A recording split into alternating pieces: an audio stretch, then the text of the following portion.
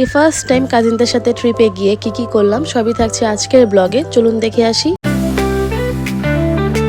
আসসালামু আলাইকুম everyone, welcome to my new blog. তো আমার প্রচন্ড ঠান্ডা লেগেছে, আমার ভয়েসটা একটু ডিফারেন্ট লাগতে পারে আপনাদের, এই জন্য আই এম সরি। তো এই ফার্স্ট টাইম আমাদের কাজিনদের সাথে কোথাও দূরে যাওয়ার প্ল্যান হয়েছে, এটার জন্য আমরা অনেক এক্সাইটেড। এর জন্য আমরা এখনো কোনো ব্যাগও গুছাইতে পারিনি, এত তাড়াতাড়ি হয়েছে প্ল্যানটা। তো আমার প্যাকিং ডান, আর এই আউটফিটটা আমি যাওয়ার সময় পরে যাব। আর হ্যাঁ, এই হ্যারি পটারটাও আমার সাথে যাচ্ছে টুকটুক করে। সব প্যাকিং শেষে এখন আমি ম্যাচ দেখতে যাব। হ্যাঁ, এটা ফাইনাল ম্যাচের আগের ব্লগ, আমার ঠান্ডার কারণে আমি এতদিন এটা এডিট করতে পারিনি। ওই যে ব্ল্যাকম্যান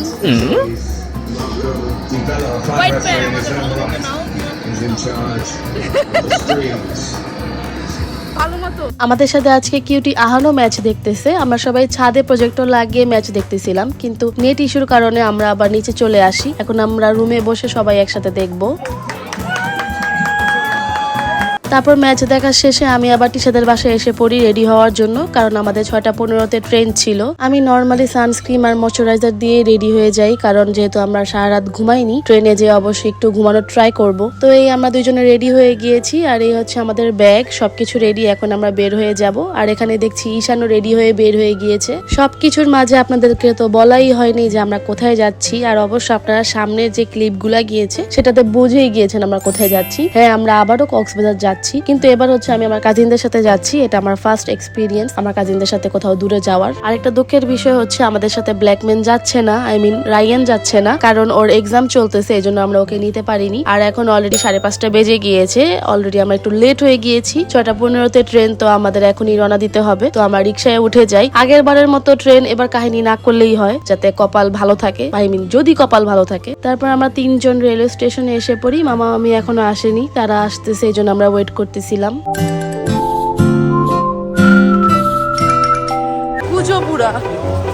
আগের বারের মতো ট্রেন আধা ঘন্টা লেট করেনি, এবার ট্রেন অন টাইমেই ছিল, কিন্তু ট্রেনের গেট এখনো খোলা হয়নি, এই জন্য আমরা ওয়েট করতেছিলাম। তারপর ট্রেনের গেট খোলার পর আমরা চলে যাই।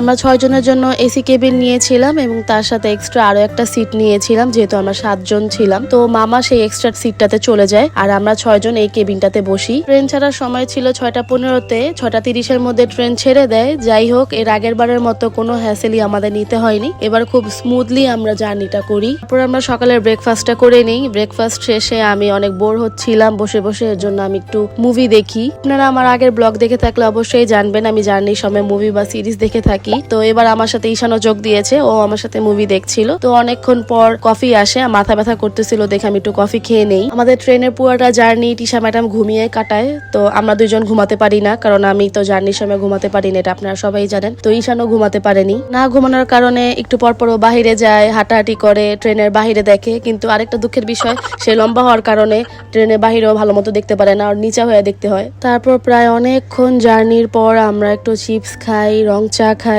এরপর আমাদের চিটাগং রেলওয়ে স্টেশন এসে পড়ে, এখানে কিছুক্ষণ ব্রেক দেয়। হ্যাঁ, আগের বারের মতো 3 ঘন্টা ব্রেক দেয়নি, এবার মিনিমাম হয়তো বা আধা ঘন্টার মতো ব্রেক দেয়। তারপর আবার আমরা যাওয়া শুরু করি। তারপর মাঝে দিয়ে আরেকটা স্টেশনে থামানো হয়, জানি না কেন। যাই হোক, এরপরে আমরা আবার রওনা দিয়ে দেই। এবার খুবই স্মুথলি আমরা জার্নি করি। তো আগের বারের মতো আমার এত কষ্ট করতে হয় না, আগের বার আমরা অনেক কষ্ট করেছি। আপনারা আমার আগের কক্সের ব্লগটা দেখলেই বুঝতে পারবেন। ব্ল্যাকম্যান আসতে পারে নাই, কষ্ট থাক, আমরা ক্যামেরা নিয়ে নিছি, তোরে লাভ নাই, হাত দিয়া আইসা পড়ছে, আসতে পারেনি, ও কাঁদতেছে অনেকক্ষণ যাবত। লং জার্নির পর তারপর আমরা কক্সবাজার রেল স্টেশন এসে পড়ি। এখন মেবি 2টা কি 3টা বাজে। আমরা অন টাইমেই আমরা আমাদের রেল স্টেশনে আসি। ভাইয়া এখন কক্সবাজারে। তারপর এখান থেকে অটো ভাড়া করে আমরা চলে যাই আমাদের হোটেলের উদ্দেশ্যে। তারপর আমরা এসে পড়ি গ্র্যান্ড প্যাসিফিক হোটেলে। তো এখানে এসেই এট ফার্স্ট আমাদের ওয়েলকাম ড্রিঙ্ক দেওয়া হয়। ওয়েলকাম ড্রিঙ্কটা মেবি কাঁচা আমের জুস ছিল বা যাই ছিল, অনেক মজার ছিল। তারপর আমরা আমাদের ব্যাগ এবং রুম কি নিয়ে রুমের এখানে এসে পড়ি। আমাদের রুমটা অনেক সুন্দর ছিল এবং হিল সাইড ছিল, সি সাইড না, হিল সাইড নিয়েছিলাম আমরা।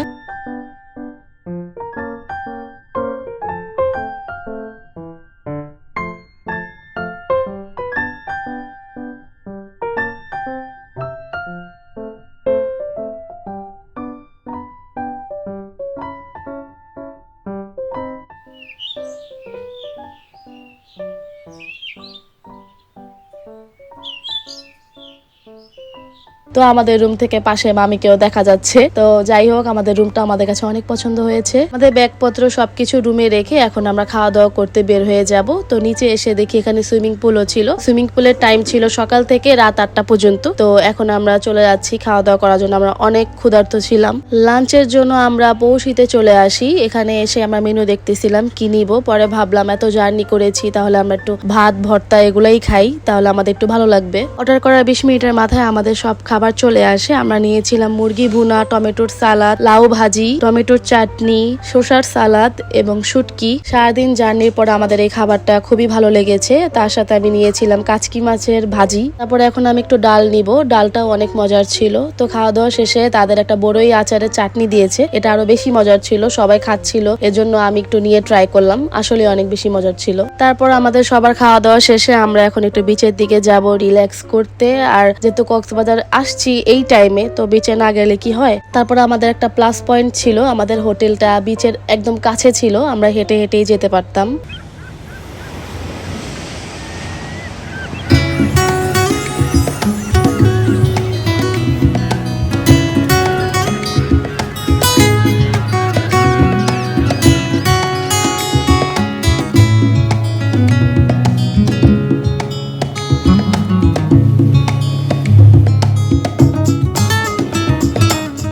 ছবি তুলতে যাই আমার এই অবস্থা, পাইসা গেছে তোর দোষ। তারপর আমাদের আমাদের ঈশান ছবি তুলতে যায়, ভিজে যায় এবং কাদা দেওয়ার অবস্থা খারাপ হয়ে যায়। সে আর ভালো মতো ছবি তুলতে পারতেছিল না। আমিও গিয়েছিলাম পা ভিজাতে, কিন্তু পা ভিজেতে যে আমি পুরাটাই ভিজে যাই। তো অনেকক্ষণ আমরা বিচে থাকার পর এখন আমরা হোটেলের দিকে রওনা দিব। তারপর একটু সামনে এসেই দেখি প্যাশন ফ্রুট। আর আপনারা তো জানেন আমি ঢাকায় প্যাশন ফ্রুট কত পছন্দ করি, আর বিচে এসে তো এটা খাবই। তো একটা প্যাশন ফ্রুট নিয়ে নেই 50 টাকা করে। এটার টেস্ট মোটামুটি ছিল, মানে টক একটু বেশি ছিল ঢাকার থেকে। অনেক খোঁজার পর ঈশানের বউকে পেয়ে গিয়েছি। ঈশানের বউ ঈশানকে অনেক মিস করতেছে। এই যে ঈশানের সাথেই যাবে এখন আমাদের প্রাইভেট রাখাল। তারপর হাঁটতে হাঁটতে রাস্তার সাইডে যে জুয়েলারি শপগুলো ছিল সেখান থেকে আমরা কিছু জুয়েলারি দেখি এবং কিছু খেলনাও দেখি। তো সবকিছু দেখা শেষে আমরা রুমে এসে পড়ি। রুমে এসে ঈশান ওর পাগলামি শুরু করে দেয়, আর আমি এখানে চেঞ্জ করার জন্য ওয়েট করতেছিলাম। চেঞ্জ করে আমরা সবাই সুইমিং এর জন্য চলে যাই। এখানে এসে সবাই মিলে আড্ডা দেই, ছবি তুলি, সুইমিং করি। এরপরে আমরা আবার রাত্রে খাবারের জন্য বের হয়ে যাই। রাত্রে খাওয়া দাওয়া করতে আমরা ওশেন রেস্টুরেন্টে আসি। আমরা যেহেতু দুপুরে অনেক ভারী খাবার খেয়েছিলাম, তাই সবাই চেয়েছিল এখন রুটি বা নান টাইপের খাবার খাবে। আমরা নিয়েছিলাম চিকেন তান্দুরি এবং রেশমি কাবাব এবং বাটার নান। তো আমাদের অর্ডার করার 10 মিনিটের মাথায় আমাদের খাবারগুলো এসে পড়ে। চিকেন তান্দুরিটা অনেক মজাই ছিল। তো আমাদের খাওয়া দাওয়া শেষে আমরা হোটেলের জন্য আবার রওনা দিয়ে দেই। সারাদিন এই দৌড়াদৌড়ি লাফালাফির মাঝখানে আমরা প্রচুর টায়ার্ড, আমাদের কোনো রেস্ট নেওয়ার সময়ই পাই নাই। তো আবারও আমরা কি কি করছি না করছি নেক্সট ব্লগে আপনারা দেখতে পারবেন। এবং আমার এই ব্লগটি ভালো লাগলে অবশ্যই আমাকে লাইক, কমেন্ট এবং সাবস্ক্রাইব করবেন। তো সবাই ভালো থাকবেন, সুস্থ থাকবেন। আল্লাহ হাফেজ।